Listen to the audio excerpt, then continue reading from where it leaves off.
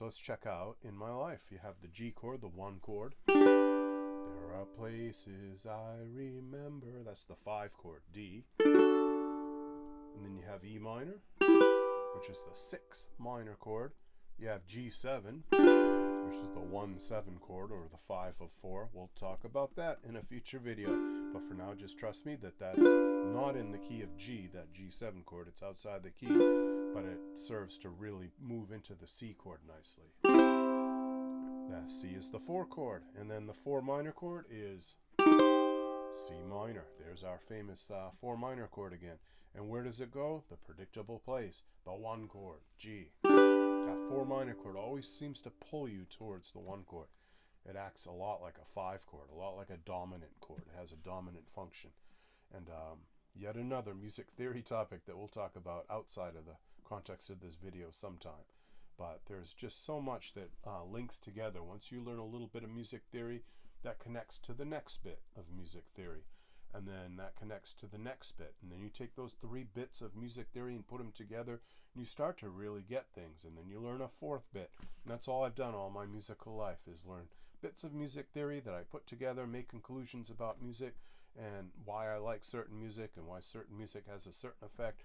And I just make all these dots connect like that. And hopefully I'm helping you to do that too, to connect the dots.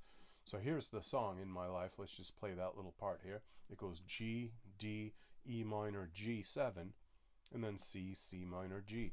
And this takes place within 4 bars. Like this. There are places I remember.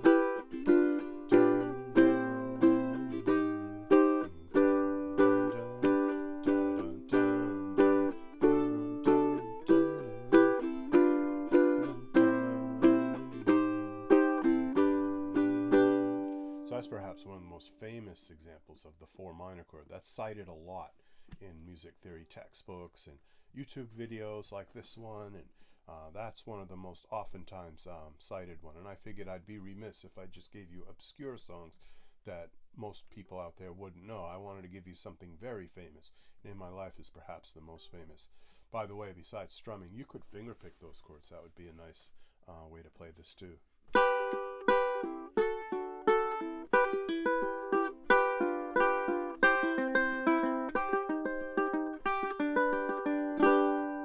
Still has that same effect. It's just a different presentation when you finger pick it.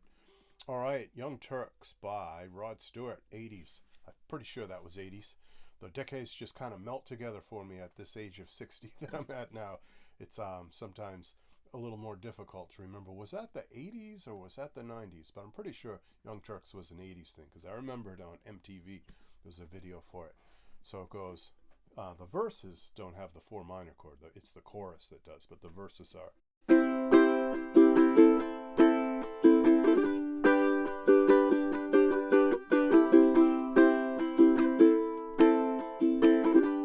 then it goes. Don't let them push you around. Don't ever let them change your point of view.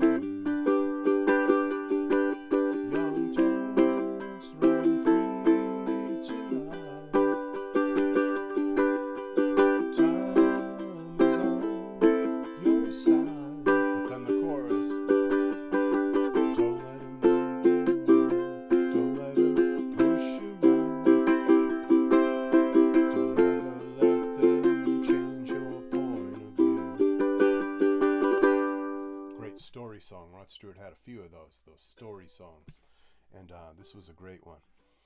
So here we're in the key of C once again, just like we were for Space Oddity, and the 4 minor chord is the same as in Space Oddity. It's F minor. Whoever wrote this song, I'm not sure if it was Rod Stewart writing the music part or not, but whoever wrote it made a really nice use of that F to F minor thing. Don't let him put you down. Don't let him push you around. That part. That's really effective. That really backs up the lyrics and the whole atmosphere and meaning of the song really well. So by using these chords, it really has an emotional impact on the listener. It's not just a music theory thing. It's a human expression thing. It's art. It's artsy fartsy stuff. All right, last example. Speaking of art, Creep by Radiohead. Radiohead is known for a lot of different things these days, but way back in the day, they had one hit. They had this big hit that got everybody to know about who Radiohead was in the 90s, in the alternative college rock 90s, independent labels, all of that.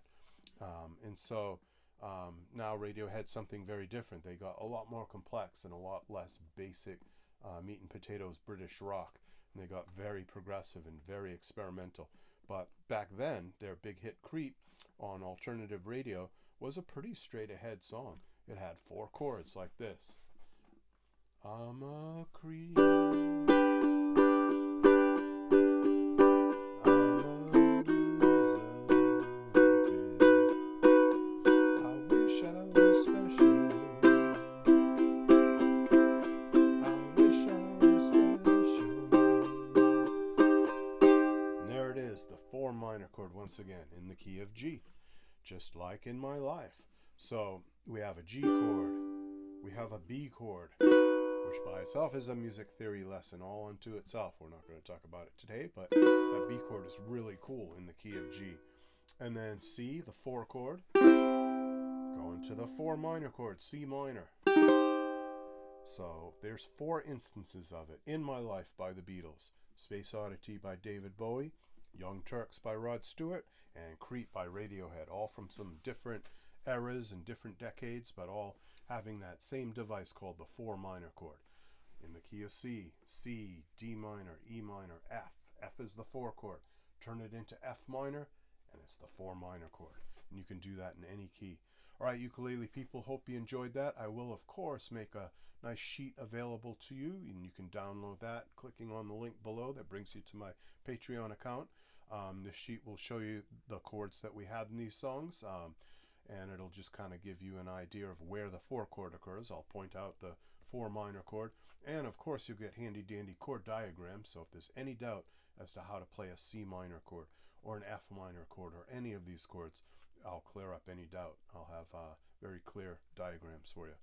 All right, ukulele people, be sure to subscribe, be sure to like, be sure to click the notify bell, and I appreciate you watching. You take care. Bye-bye.